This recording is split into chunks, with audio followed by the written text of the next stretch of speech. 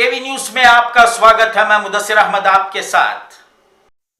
नमस्कार, आदाब, सत श्री अकाल। मैं हूं सिद्रा महक और आप देख रहे हैं केवी न्यूज। आइए रुक करते हैं आज की कुछ खास खबरों की ओर।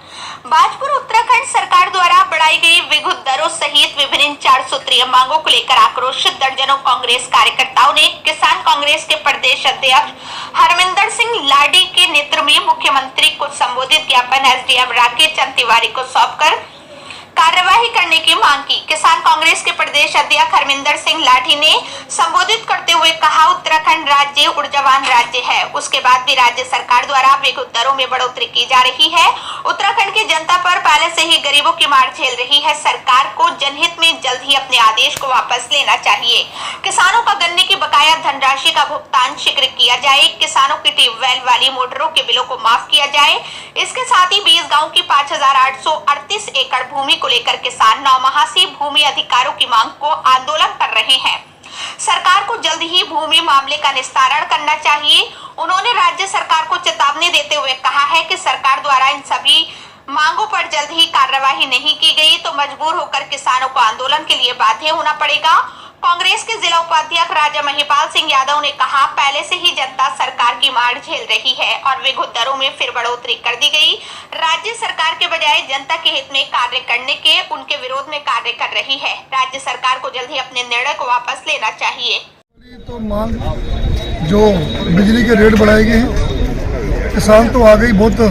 पिछले किसानों की जो फसल मरी, धान मरा, उसका मुआवजा तो मिला नहीं, लेकिन बदले में बिजली के रेट बढ़ा दिए गए।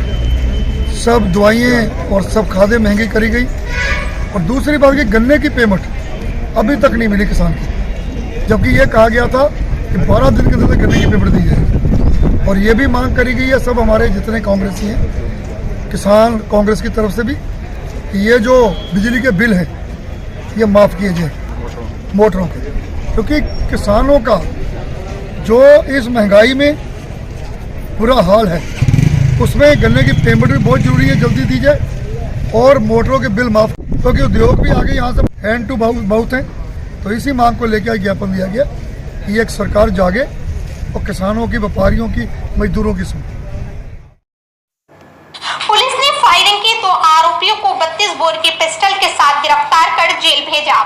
भाजपुर में कोसी नदी में खेतों से अवैध खनन को लेकर फायरिंग करने वाले 2 खनन माफियाओं को 32 बोर की पिस्टल के साथ गिरफ्तार कर न्यायालय में पेश किया, जहां से उप कारागार जेल हल्द्वानी भेजा गया। सीओ अनुराम आर्य ने खुलासा करते हुए बताया, 28 अप्रैल को कोसी नदी में अवैध खनन करने को लेकर 2 पक्षों में जमकर मारपीट और लाठी डंडे तलवारें चली थी और खनन माफियाओं द्वारा हवाई फायरिंग भी की गई थी, जिसमें आधा दर्जन लोग घायल हो गए थे, जिसमें पुलिस द्वारा तत्काल प्रभाव से कार्यवाही करते हुए जगतपुर कुंडेश्वरी निवासी गुरबेज सिंह, 22 वर्ष पुत्र निछत्तर सिंह, बंगाली कॉलोनी कुंडेश्वरी निवासी शिवम जोशी उर्फ अंडा, 25 वर्ष पुत्र कैलाश जोशी, 32 बोर की पिस्टल के साथ दोनों आरोपियों को गिरफ्तार कर न्यायालय में पेश किया गया, जहां से उप कारागार जेल हल्द्वानी भेजा गया। सीओ अनुराम आर्य ने बताया, फायरिंग के 3 आरोपियों को पूर्व में बन्ना खेड़ा चौकी इंचार्ज विक्रम सिंह धामी ने गुलजारपुर कुंडेश्वरी निवासी गुरचरण सिंह उर्फ गुरजेंट,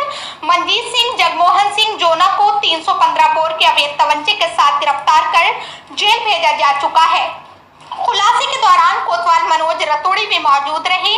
बन्ना खेड़ा चौकी इंचार्ज विक्रम सिंह धामी ने कहा, शेष आरोपियों को पकड़ने के लिए पुलिस दबिश दे रही है, जल्द ही गिरफ्तार कर उन्हें भी सलाखों के पीछे भेजा जाएगा। क्षेत्र में किसी भी कीमत पर गुंडागर्दी बर्दाश्त नहीं की जाएगी। बन्ना खेड़ा भाजपुर क्षेत्र में एक फायरिंग की घटना हुई थी, जिसमें वरिष्ठ पुलिस अधीक्षक महोदय द्वारा एक टीम का गठन किया गया था।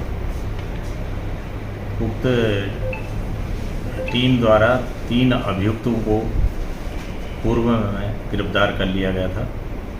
आज 2 अभियुक्तों को और गिरफ्तार किया गया है, उनके खिलाफ आवश्यक कार्रवाई की जाएगी। एक 32 बोर तमंचा भी प्राप्त हुआ है, बरामद हुआ है। एक 32 बोर पिस्टल अवैध बरामद हुआ है।